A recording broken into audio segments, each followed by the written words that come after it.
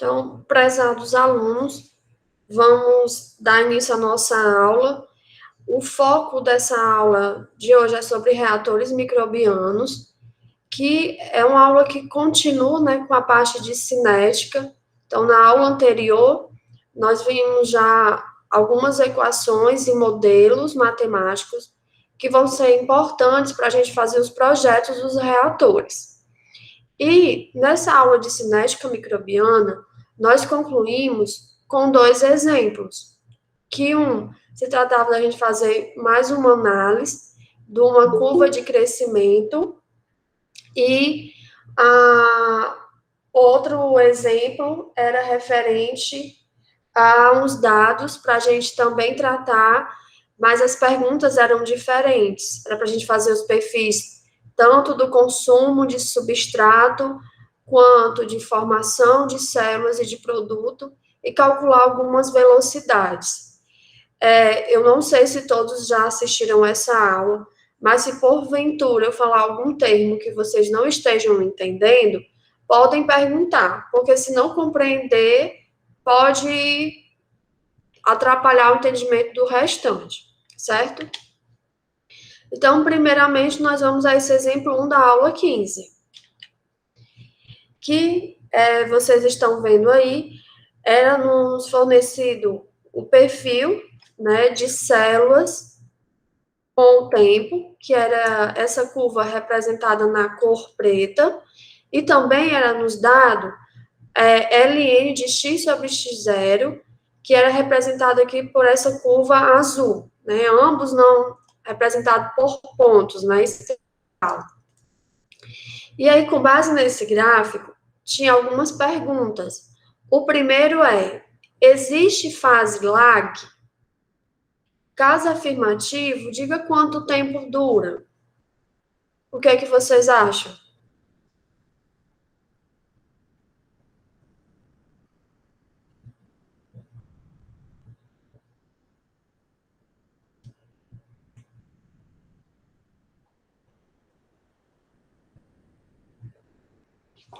Ninguém?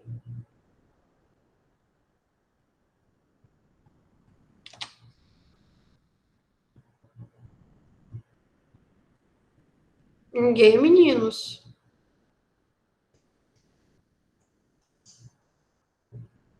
Por favor, falem, que eu não estou tendo acesso ao chat. Ninguém quer arriscar responder?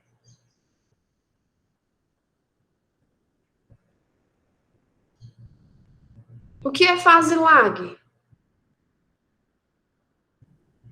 Período de latência? Isso. E aí, o que é que você acha? Tem ou não tem? Eu acho que sim. Sim, tem. Então, fase lag é aquela fase em que nós vamos ter uma adaptação das células. Ele já é um período que começa logo imediatamente a inoculação. E é uma fase em que as células vão estar se adaptando a esse novo meio, em que os micro-organismos vão se reorganizar, né? E, inclusive, os seus constituintes da célula, quando vão ser transportadas de um meio, que era do inóculo, então eles estavam, tipo, acostumados, entre aspas, àquele meio, e vai para um próximo. E dependendo da composição do meio, essa fase ela pode ser muito curta ou a mesma até nem existir. E durante essa fase a gente tem muito pouco crescimento, né, celular, aumento de questão de massa, né? E isso vai ser afetado por diferentes fatores, como, por exemplo, o tempo do inóculo, ou seja, eu deixei minhas células por um período de 12 horas, e nessas 12 horas elas já estavam em fase de morte, eu esqueci de inocular logo, então isso vai ter um impacto maior. Ou não, eu inoculei quando o meu inóculo estava em fase de um alto crescimento celular, então vai ter outro impacto. E também essa fase, ela também pode ser impactada pela quantidade de inóculo, que a gente pode usar geralmente, né, tem uma faixazinha que os livros citam, que é de 3 a 10% do volume reacional. Então, essa quantidade também vai influenciar. E a gente também pode observar, né, que às vezes, se tiver mais de um substrato, a gente pode ter essa curva e depois ter uma outra, que é o crescimento com diauxia, que eu também comentei na aula anterior. Mas, respondendo, nós temos aqui, ó, se vocês observarem, praticamente, eu vou falar em números de pontos, né?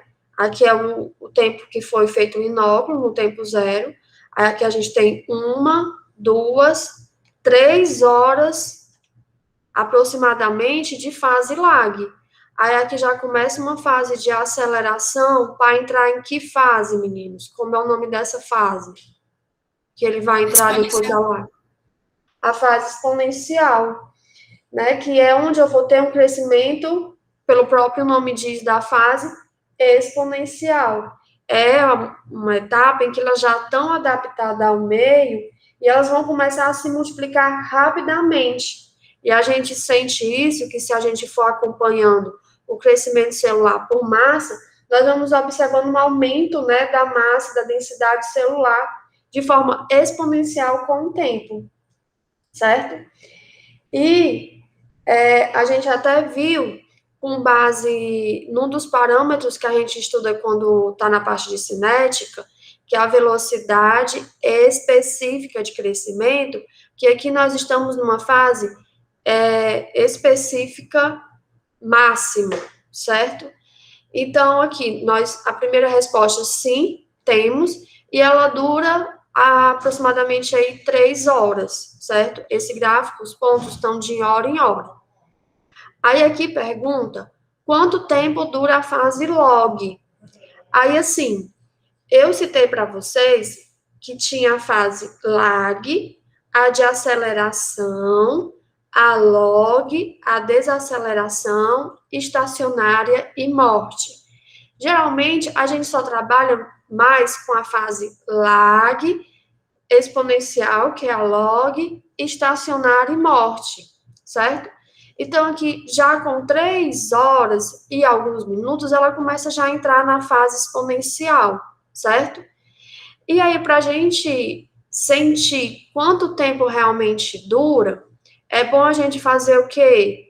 O gráfico de ln de x sobre x0. Porque nessa fase é onde vai estar linear esse perfil. Então, para a gente responder melhor essa pergunta, é melhor observar o gráfico na cor azul, certo? E aí eu vou passar para o próximo slide para poder mostrar para vocês melhor. Então, tá aqui o mesmo gráfico que foi dado. Aí o que eu fiz, né? Com esse parte do ln de x sobre x0, então aqui, tirando a fase lag, né, que a gente disse que durava em torno de 3 horas, então peguei com 4 horas, já começando na fase log, e fui fazendo a curva até 14. Quando a gente vem aqui para 14, que é aproximadamente por aqui, né, ó, de 15 a gente já começa a ver uma certa constância aqui, certo? Então, não peguei o de 15. Professora, mas se eu quisesse pegar, aqui também o de 15 a gente ainda até poderia colocar e ver como é que ficava, se ele ia ficar muito longe dessa reta, certo? Então, eu estou pegando aqui, ó, só a fase log, que é onde a fase em que o logaritmo neperiano de x sobre x0, ele vai ser uma reta, certo? E aí eu peço a equação da reta, e aqui deu um r quadrado de 0,999888, e aí a gente vai pelaquela equação que a gente deduziu a partir da expressão da velocidade específica de crescimento, e a gente vê que o coeficiente angular, que é o que vocês estão mostrando, que eu mostrei aí, é o próprio mi máximo. Então, essa fase log, ela vai de 4 horas a 14, aproximadamente, ou a gente pode avaliar também um ponto de 15, então ela dura em torno de 10 horas, certo? Então, essa seria a resposta do item B. Voltando, ele pergunta se a gente tem fase estacionária. O que vocês iam me responder?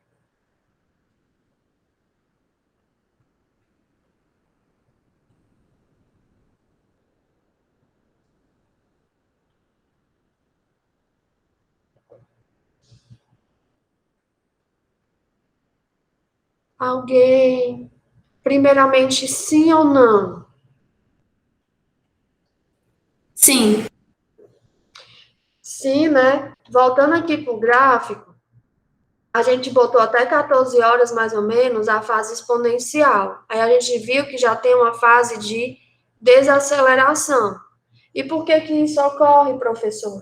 Porque já começa a ter uma exaustão de um ou mais nutrientes que são importantes para o metabolismo celular, para assim as células se multiplicarem, ou até mesmo o produto ou os produtos que estão sendo formados são as células são sensíveis ou até mesmo eles têm um alto grau de toxicidade e aí começa a ter uma desaceleração. Então elas vão iniciar essa fase estacionária, que é a fase que há totalmente desaceleração da velocidade de crescimento, praticamente ela é zero, mas aí até elas ficam se mantendo e a gente não consegue ver uma diminuição dessa concentração que já iniciaria a fase de morte. Então, ele tem sim, aí a gente pode, se quiser separar a fase de desaceleração, seria entre 14 a mais ou menos 16, e aí a partir daí a gente já tem uma fase estacionária, que começa mais ou menos desse ponto, né? E aqui tem de constante. Professora, mas tem um ponto mais em cima. Isso aqui são flutuações, certo? De análise experimental, que eu vou até mostrar para vocês como é que geralmente a gente pega esses pontos, como eles ficam. Então, se de desaceleração foi mais ou menos de 14 a 16, então tem 2 horas de desaceleração e 16 a mais ou menos aqui, eu acho que nem lembro qual é esse tempo aqui, a gente, com precisão no gráfico, teríamos o tempo que dura essa fase estacionária, certo? Aí eu pergunto, tem fase de morte?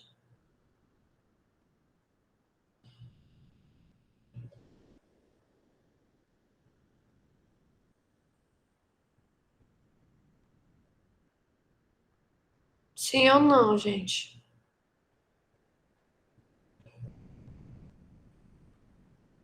Não. Meninos? Não. Nesse gráfico, nós não estamos vendo nenhum declínio da concentração celular, né, que é representado por X. Então, não, por esses dados experimentais mostrados, não se visualiza uma fase de morte. Mas se a gente tiver um gráfico em que tem uns pontos assim caindo, essa fase seria a de morte. Nós estamos indo até a fase estacionária, certo? Que para alguns processos, essa fase estacionária, ela é importante. Por quê?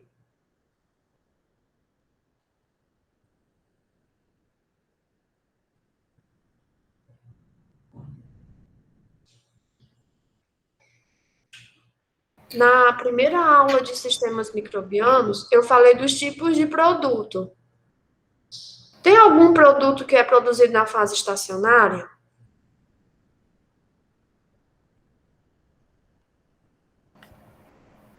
Metabólito secundário. Isso. Então, para alguns processos, essa fase ela é importante, porque vai ter a produção de alguns metabólitos secundários. Qual foi o exemplo que eu dei para vocês? Alguém se recorda? Antibiótico. Antibiótico. Além dos antibióticos, a gente tem produção de alguns hormônios, certo? Então, são dois exemplos importantes de metabólitos secundários em que vai ocorrer nessa fase estacionária. Professora, e por que ele só ocorre nessa fase? É porque é uma fase, vamos dizer, de estresse para as células, ou seja, elas estão com escassez de nutrientes. Então, para poder se manter viáveis por um certo período até onde elas suportem, elas começam a produzir, assim, com aquela questão de escassez de nutrientes, algumas enzimas importantes que aí entram nessa outra rota.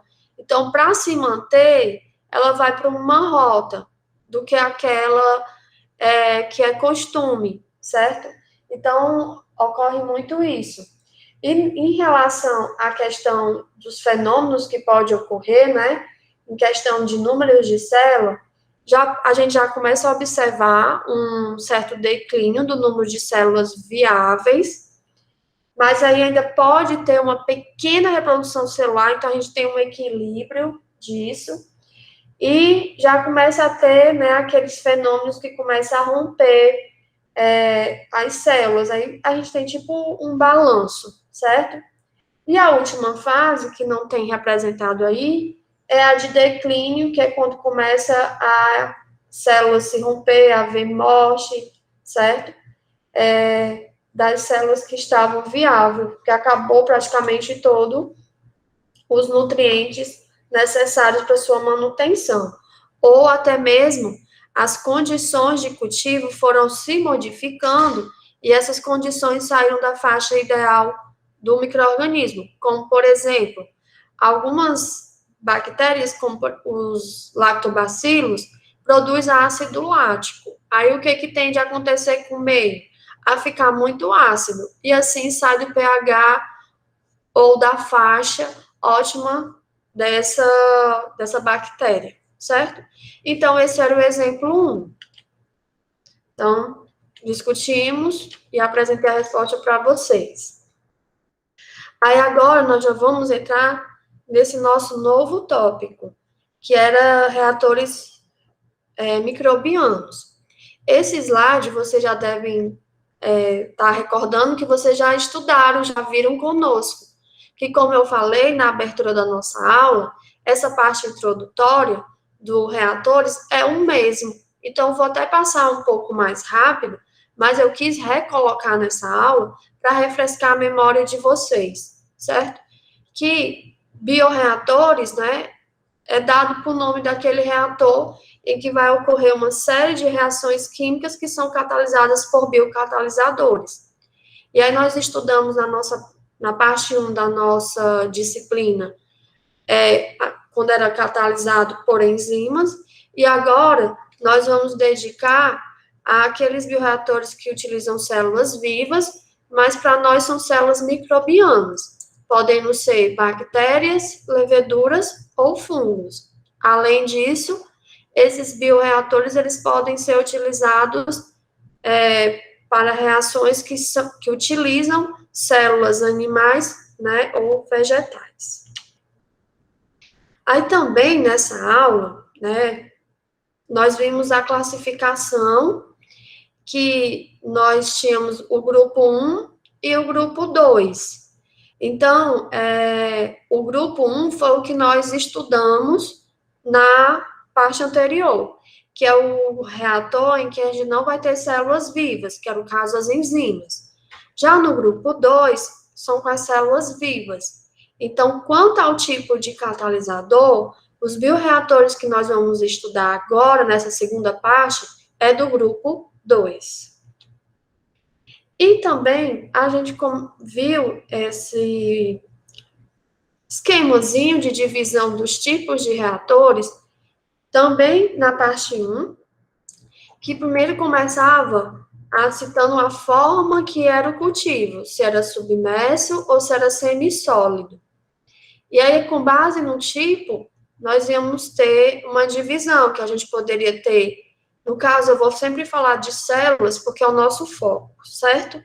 Então, nas reações submersas, né, em meio aquoso, nós podemos ter células livres, as células imobilizadas ou as células confinadas.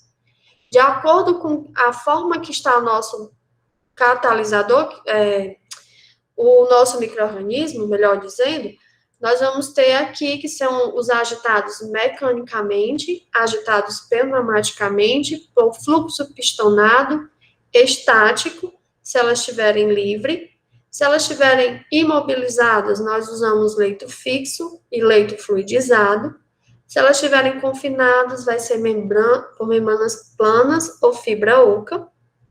E se nós tivermos em fase semissólida, nós vamos ter o estático, que não vai ter agitação, que é aqueles reatores em bandejas. Vamos ter aquele tambor rotatório, né, que vai ser agitado. Leito fixo ou leito fluidizado, certo? Dessa classificação dos bioreatores, o que são mais utilizados industrialmente, acho que chegando em torno de 85%, esse dado eu vi, eu acho que foi em 2018, eu acabei não atualizando, mas é mecanicamente, para cultivos, né, microbianos, processos industriais que usam micro-organismos. Pneumaticamente a gente também tem, mas fluxo pistonado já é bem menos o uso em indústrias. O estático, ele começou a ganhar um grande avanço, mas principalmente não quando a gente está com a enzima dessa forma em meio submerso, mas em si quando a gente está com uma fase semissólida. Acaba que o estático ele é o mais utilizado, bem como o rotatório. Leito fixo, ele tem muitas desvantagens, então também quase a gente não vê muito industrialmente, certo? Já quando as células estão imobilizadas, é mais fácil a gente ver leito fluidizado do que leito fixo, certo? Devido a todas as características das células e da forma que foi imobilizada, o leito fixo acaba tendo baixos rendimentos, certo?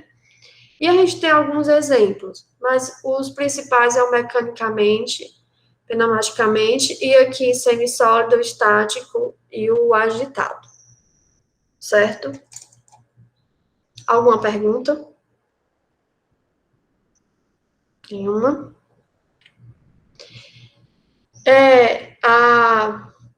A gente viu, né, nesse fluxograma, a gente foi separando as partes, né? Que primeiro a gente dividiu, só voltando um pouco, na forma em que estava, né, a nosso meio, se era aquoso, que era o submerso, ou semissólido. Aí depois a gente faz a classificação com base na forma que está o micro-organismo, que no caso seria se ele está livre ou imobilizado, né, ou está numa membrana, certo? E aqui é ressaltando que a grande maioria dos reatores utilizados industrialmente são os agitados mecanicamente. E aqui, né, não vou nem me adeter a essa parte, porque quando a gente for falando dos tipos de reatores, porque nossa aula começa com o descontínuo, que ele é o agitado, né, mas mecanicamente é o mais utilizado, aqui eu apresento para vocês alguns desenhos ou fotos, né, e esse que vocês estão vendo aqui é uma foto do acervo pessoal, então, as duas, que seriam, esse daqui é do laboratório, que ele fica constantemente lá, esse aqui a gente montou para essa reação, então esse daqui foi o agitado mecanicamente, e esse já com fluxo pistonado, certo? E aqui a gente tentou desenhar mais ou menos como é que estava sendo o processo, né, que ou a gente poderia fazer a circulação tipo de dentro para fora, ou de fora para dentro. Aí aqui já são os outros tipos que a gente vai separando, quando ela estiver imobilizada, leito fixo ou leito fluidizado, e o confinado em membranas vai ser membranas planas ou fibra oca. E o fase não aquosa, que a gente viu já, que é os reatores estáticos, o tambor rotativo, que é com agitação, leito fixo e leito fluidizado gás sólido. E também mostrei para vocês, né, esse desenho, que era para a gente tentar visualizar E eu também gostaria de chamar a atenção que alguns processos utilizam muito coluna de bolhas, que é esse segundo que vocês estão vendo aqui, que não tem nenhuma agitação mecânica, né? Então, ele não está classificado como um reator agitado mecanicamente, diferente aqui no caso do CSTR, mas também pode ser batelada, em que eu tenho uma haste e um conjunto de impelidores, e de acordo com as características do meio de cultivo e do micro-organismo, eu escolho o impelidor. Já em alguns cultivos aeróbicos, a gente utiliza muita coluna de bolha, certo? Porque o próprio gás, né, ou sendo ar, ou sendo oxigênio puro, faz esse processo de agitação, certo? E aqui são as figurinhas dos demais que a gente também já viu em aulas anteriores. Aí sim, agora nós vamos começar a estudar cada um desses sistemas, os principais, claro. Nós vamos primeiro começar com o sistema descontínuo, né? E para o sistema descontínuo, o mais usado é um agitador, um reator agitado mecanicamente, desculpa. E aqui eu estou mostrando para vocês uma foto ilustrativa do que se tem nesse tipo de reator. Então, nós vamos ter um motor, que é o que vai dar potência para a agitação, que aqui eu tenho uma haste, e aqui eu vou ter um conjunto de impelidores. Para esse caso aqui, eu tenho 2 conjuntos. Esse número de impelidores vai depender do tamanho do reator e da altura do fluido, né, do líquido, do meio no reator. Então, daqui a parte que está destinada à agitação, né? Aqui, no caso, eu vou ter gincanas, que é justamente para evitar a formação de vórtex. Eu posso ter um reator encamisado, que é para manter a temperatura do processo. E eu tenho outras válvulas, outros orifícios que servem para alimentação ou retirada, né? Então, aqui tem essa entrada, que no caso, esse sistema aqui de reator, ele tanto pode ser operado de forma descontínua ou contínua. Se eu quiser operar de forma contínua, é só abrir as válvulas de entrada de mais meio de cultivo ou de célula. Mas se ele for descontínuo, essas válvulas só vão servir para o processo de carga do reator, certo? Ou para processo de inóculo, ou até mesmo para adição de ácido e base, para controlar o pH. Então, isso não caracteriza um processo contínuo, ele é descontínuo, certo? E temos a válvula de descarga, que já seria para quando terminar o processo, retirar, ok? Então, esse tipo a gente pode usar descontínuo ou contínuo.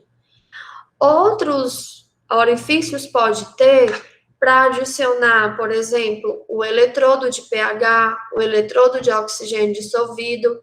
Então, eu vou voltar na figurinha do reator do nosso laboratório, para vocês verem, ó, que infelizmente que está pequeno, mas vocês estão vendo várias coisas aqui em cima, né? Inclusive aqui a gente tem uma seringa, acoplado com um filtro, que é para tentar deixar a forma estéril. Aqui, nessa seringa aqui, é para quando a gente tinha que diminuir um pouco o vácuo para poder conseguir retirar a amostra. Aqui também tem um eletrodo de oxigênio dissolvido, tem um eletrodo de pH, então tem muitas partezinhas aqui. Aqui do lado não dá para ver, mas é uma bomba. E aqui são os frascos para a gente colocar ácido ou base. Mas nesse nosso processo, nós não fizemos controle do pH, então por isso que eles estão vazios.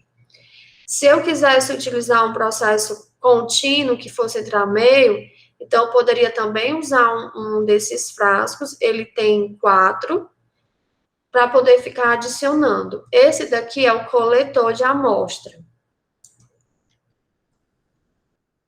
Então, continuando, voltando lá para a nossa figurinha. Então, aí vocês já conheceram o reator, né?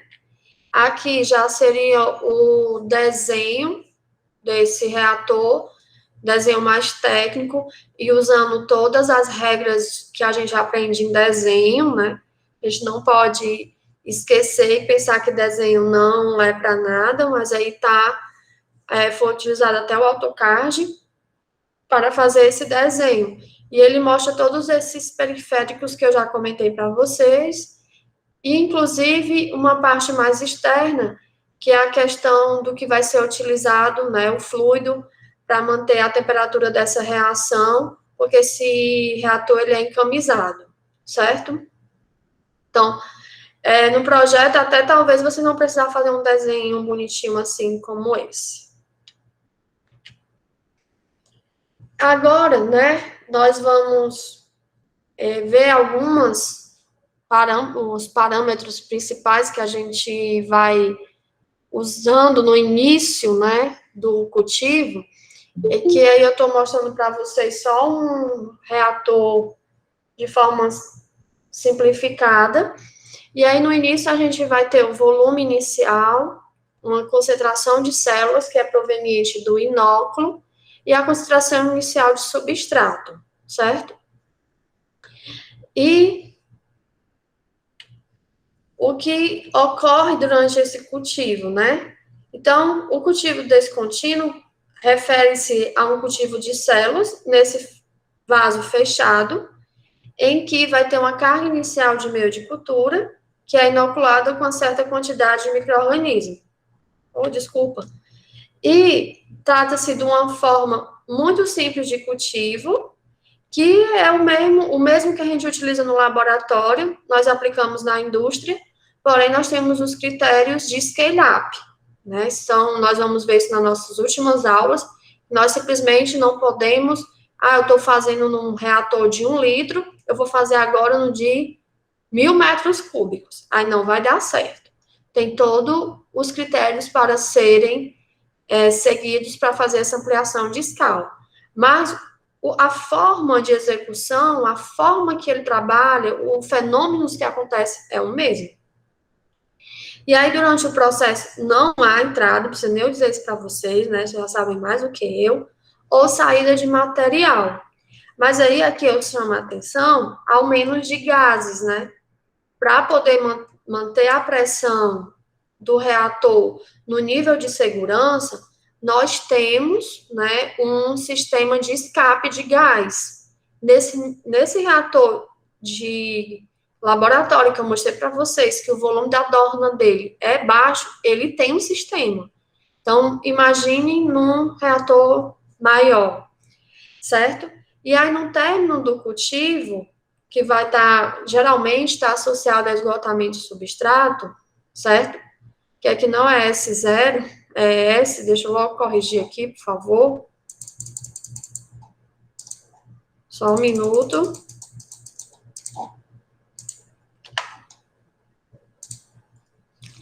Que o S, que é o substrato limitante, ele tende a 0, mas nem sempre isso acontece, certo?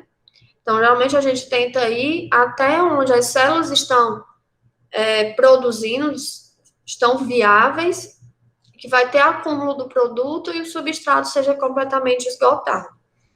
Aqui eu mostro para vocês, né, como é que vai ocorrendo isso. Não é 4 reatores em série, é um esquemazinho que aqui no início a gente vai alimentando, né, o substrato, aí depois, quando tiver uma quantidade de substrato, a gente adiciona células, aí aqui eu já começo a operação, certo? E depois eu já começo que atingiu o tempo desejado para a concentração de produto que eu quero, então começa o processo de descarga, né? Que aí vai ser removido, né, o substrato que ainda ficou aqui junto com esse líquido, as células que cresceram e o produto. Aí assim eu vou ficar com o reator vazio, para começar uma nova batelada, certo? Então, nós já até fazemos isso e fizemos até na nossa avaliação, que a gente trabalha no nosso projeto com o tempo da reação. Mas aí, para o nosso cálculo geral da nossa planta, nós temos que considerar o tempo de carga e descarga, bem como, dependendo do modelo cinético que vocês vão usar, depois que vocês calcularem, às vezes não está embutido a fase lag, que é a de adaptação. Então, a gente ainda tem que somar com a fase lag, certo? E aí, então, já conhecemos como é mais ou menos esse tipo. Vamos agora obter os dados e tratá-los, para poder começar a trabalhar com a cinética, modelo e chegar no projeto do reator. Aqui é só lembrando, né, que geralmente nós fazemos uma análise dessa curva de crescimento. No nosso exercício, nós já batemos muito o que ocorre com cada uma dessa fase, mas aqui está representado com base na taxa específica de crescimento, que é Mi. Então, os que não assistiram ainda a aula anterior, toda vez que eu falar de Mi-X, significa taxa específica de crescimento celular. Mi-S, taxa específica de consumo de substrato. Mi-P, taxa específica de formação do produto. E por que específica, professora? Porque a gente primeiro começa a calcular as velocidades instantâneas, mas o nosso autor principal, que é as células, vai variando ao longo do cultivo. Então, a gente faz uma correlação com o número com a concentração celular, certo? E por que eu estou repetindo novamente essa curva? Porque essa curva, com essas características, a gente obtém num cultivo descontínuo. Aqui a gente tem células, né? Ou números de células viáveis, em forma de concentração de células viáveis, com o tempo de cultivo. Então, esse perfil de crescimento, nós obtemos, numa fase inicial de estudo, que vai ser utilizada para um projeto maior, num descontínuo, certo? E aí, eu puxo para vocês o exemplo 2, que durante a gente está fazendo o processo, nós vamos coletando amostras e usando as técnicas adequadas para acompanhar a concentração de células, concentração de substrato e de produto. No exemplo 2, é dado a concentração de etanol que está sendo produzido pela Saccharomyces cerevisiae usando a glicose como fonte de carbono. Eu não vou apresentar a resposta desse exemplo, como eu falei no início da aula, vocês ainda vão ter tempo para tentar. Mas eu quis puxar por quê? Eu quero puxar porque vocês estão vendo aqui, ó, que os tempos que foram tirados essas amostras não são tempos tão curtos entre uma amostra e outra. Em alguns pontos, sim, outros não. E, às vezes, isso fica difícil de nós vermos o modelo que é mais apropriado para esse estudo, certo? E, por favor, prestem atenção, porque vocês vão fazer isso no projeto de vocês, certo? Então, nós temos esse conjunto, e aí a primeira coisa que era solicitada é construir um gráfico dos dados cinéticos, que é esses dados aqui. Depois pedia para calcular Mi máximo, que a gente até fez no exemplo 1, e pedir para construir um gráfico de Mi-X, Mi-S e Mi-P. Aí aqui é que pega, porque, se recordarem, Mi-X é 1 sobre X dx dt. dx dt é uma derivada. Se a gente for voltar para a definição de derivada, a gente tem que ter intervalos curtos, para poder ter uma melhor precisão no cálculo. Então, às vezes é necessário fazer um procedimento que é chamado alisamento de dados. Não confundam alisamento com manipulação. São coisas diferentes. A gente não pode mudar a tendência dos dados. Nós só queremos ter mais informações para trabalhar melhor, certo? E aí, ainda nessa questão, ele pede qual o tipo de metabólito e pede para comprovar pela expressão de Lundeking-Piret, que é uma expressão que nos ajuda a definir se é um metabólito primário, parcialmente associado ao crescimento, ou secundário. Quando assistirem a aula, ou para quem já assistiu já deve estar lembrando, vocês vão ver lá. E eu dou a dica para quem não gosta de usar muito programa, ou que não tem afinidade, de montar essa planilha proposta no capítulo 6 do livro de Biotecnologia Industrial, que na aula 15 eu mostrei a cara dela, certo? Mas vamos nós. O item A eu já até mostro para vocês, tá aqui, certo? Então, esses dados, eles vão ter esse perfil, estou desenhando a concentração de células representadas pelos quadrados na cor preta, o consumo do substrato, representado pelas bolinhas vermelhas, e o produto sendo formado pelo triângulo azul, certo? Então, tá aí. Só que, apesar de ter muitos pontos nesse gráfico, talvez eles não sejam suficientes para calcular μx, μs e μp, certo? Aí, antes de eu mostrar para vocês o que eu vou dar de dica, eu queria perguntar a vocês que tipo de metabólito é esse?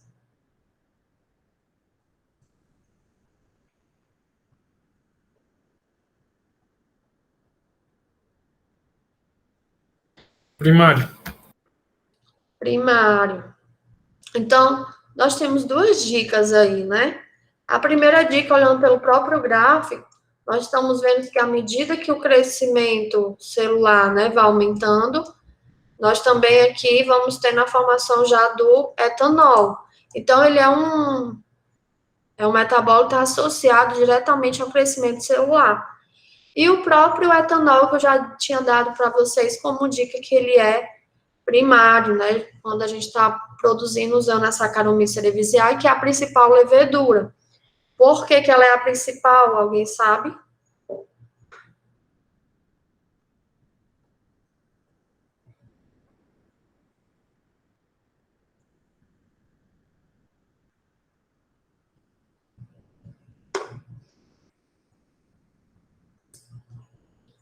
Além das enzimas, né, que ela tem na sua parte celular, ela tem tolerância a etanol, né? Então, ela consegue produzir mais, ainda estando permanecendo viável,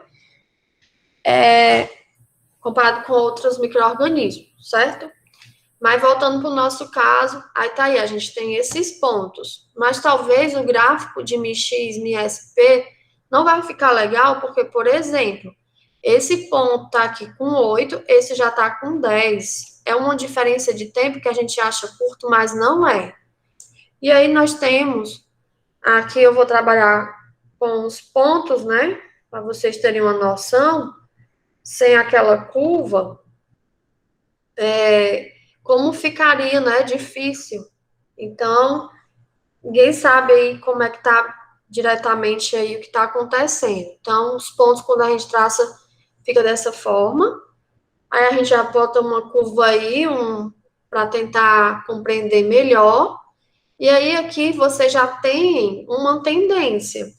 Por exemplo, nessa parte inicial, a gente está vendo que tá ficando quase uma constância, porque ele tem aqui uma fase lag, né? Vocês estão vendo.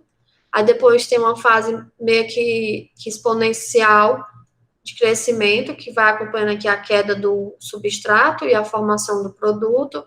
E depois tem uma fase quase estacionária. E aí, o que nós podemos fazer? Buscar, vou passar para o próximo, tentar buscar uma equação que represente. Aqui eu já botei pontilhado, que é para tentar ver, eu vou tentar aqui botar um polinômio de segundo grau, ver se ajusta. A gente sabe que não, né? Para esse caso. mas a gente vai tentando ver equações que possam se ajustar, certo? Ou a gente pode tentar, com essa curva que eu tracejei, né, ó, então, aqui tem essa curva tracejada, que está na corzinha cinzas, em várias tonalidades, né, ser mais escuro ou mais claro, eu tentei passar essa curvazinha de tendência. E aí, eu posso, com essa curva de tendência, eu posso fazer várias tangentes. Porque vocês lembram que a definição lá da derivada, né, a gente toca no ponto lá e calcula a tangente. Então, dessas curvas, a gente começou a passar essas várias tangentes, certo? E aí, é para tentar ficar melhor os pontos nessa curva, ou para me obter mais pontos. Por exemplo, aqui, nessa fase, eu tinha aqui melhor, né? Daqui para cá, ó, né? Eu não tinha nenhum ponto, mas eu peguei esse e esse. Aí aqui nessa fase eu já fiquei com 3 ao invés de 2. Aqui também, ó, já não tinha, eu já peguei mais um, aqui outro. Então, eu posso fazer isso pegando essas retas aí, certo? E calculando as tangentes, que tem até os métodos apropriados. Isso eu vou tentando fazer um alisamento linear, certo? O outro seria, que eu estava mais ou menos falando ainda de mostrar direitinho, seria dividir por fases e ver quais eram as curvas, né, que representam essa faixa. Então, por exemplo, aqui na primeira, eu tenho praticamente uma reta. Então, aqui, se eu tenho uma reta que passou por esses 2 pontos experimentais, que é esse preto e esse, eu já tenho uma tendência e posso pegar mais pontos aqui.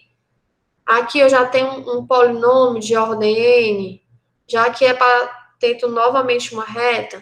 Então, com essa reta que eu estou gerando, com base nesses 2 pontos experimentais, eu posso, com ela, calcular mais uns 3, aí já fico com 5 pontos, certo? Aqui, com esse polinômio que passou por 1, 2, 3, 4, 5, eu já posso calcular mais pontos, certo? Então, aí eu vou tentando fazer esse alisamento para poder pegar mais pontos. E aqui também. Aí, como eu estou separando em seções, esse já se chama alisamento misto. Aqueles da tangente, alisamento linear. Ou, né, que foi o primeiro que eu fiz, mas eu não especifiquei, eu só disse que eu peguei uma curva que se passava pelos dados. Geralmente, com esses contínuos descontínuos, as curvas sigmoidais, elas se ajustam para muitos conjuntos de dados. Então, eu posso tentar ver qual os parâmetros da função sigmoidal que vai se ajustar aos pontos experimentais para obter mais pontos. E essa curva, né, está aqui representada. Então, e aí significa, né, o que cada um desses itens está.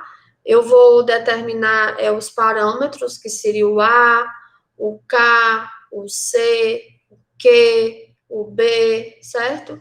Então, eu uso um programa, podendo ser o Excel, ou o Origin, ou o Python, ou que vocês se sentirem mais à vontade de usar, para, com esses dados experimentais, obter essa curva sigmoidal, e com essa curva, eu gerar mais dados nesse intervalo de tempos que eu tenho para poder aumentar o número.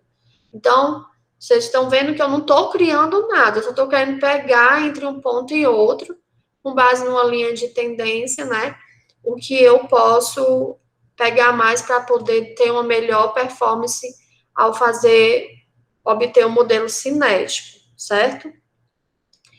E aí também o que eu ia chamar a atenção que se já for dado uma curva para vocês, um exemplo grosseiro, x é igual a vezes t ao quadrado mais bt mais c, só um exemplo. Se vocês querem calcular a taxa de células, que é o Rx, que é igual a dx dt, é só vocês pegarem a curva que foi dada e derivar. Entenderam? E aí, então, eu já tenho, com essa curva derivada, eu já posso ter também vários outros pontos. Então, isso aí fica, né, o que vocês aprenderam na disciplina de análise numérica, interligado para cá, e, inclusive, um pouco de reatores 1, porque quando a gente estava determinando a ordem da reação, a gente tinha os dados experimentais, e aí a gente ia ver qual era a ordem e qual era a constante de velocidade. Nós tínhamos o método gráfico, tinha o método integral, que era dada a curva, certo? Íamos ver qual era o polinômio que se ajustava. Então, também puxa para cá. Então, se vocês se depararem com isso, que vão se deparar, tentem obter mais dados para conseguir fazer um modelo, certo? E que modelo é esse que a gente vai chegar, professor, obter? Seria aqueles modelos que eu citei para vocês na aula 15, e que o principal é Monod, certo? Então, nós vamos precisar de informações para obter os parâmetros cinéticos que vai ser utilizado no projeto.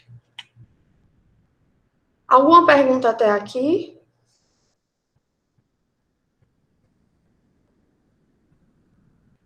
Professor, eu posso fazer uma pergunta em relação à tabela que vem no livro? Sobre a tabela, a gente pode perguntar no final, que aí eu abro Pode ser, a sem minha, problema.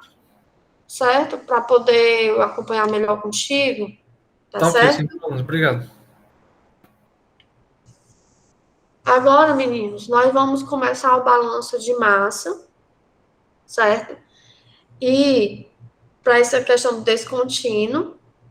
E aí, no caso, quando a gente estava estudando os reatores enzimáticos, nós fazíamos o balanço para o substrato e fazíamos o balanço da enzima quando ocorria, né, desativação.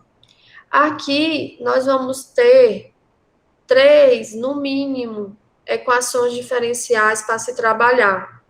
Estou falando diferencial porque é um cultivo descontínuo. Mas nós vamos ter 3 balanços no mínimo, que é para a célula, o substrato, o limitante e o produto. Se nós tivermos mais de um substrato e que a gente não possa escolher apenas um como limitante, aí nós vamos ter para cada substrato um balanço, certo? Se nós estivermos produzindo 2 produtos, nós vamos ter 2 balanços um balanço para cada produto. Aqui eu estou fazendo de forma geral, considerando que nós temos células, substrato apenas o limitante e a formação de um produto de interesse, certo? E aí, essa parte agora, vocês estão vendo aí de forma resumida, o balanço, que vem, né, do acúmulo, é igual que entra menos o que sai, mais geração ou menos consumo. E agora eu vou continuar, porque eu quero escrever esses balanços com vocês. Aí, após nós montarmos de forma geral esses balanços, a gente vai encerrar a aula para poder falar do projeto, certo? Então, eu vou para essa apresentação e vou para o tablet. E continuarei um novo vídeo, certo? Vou encerrar também essa gravação, vai continuar no próximo.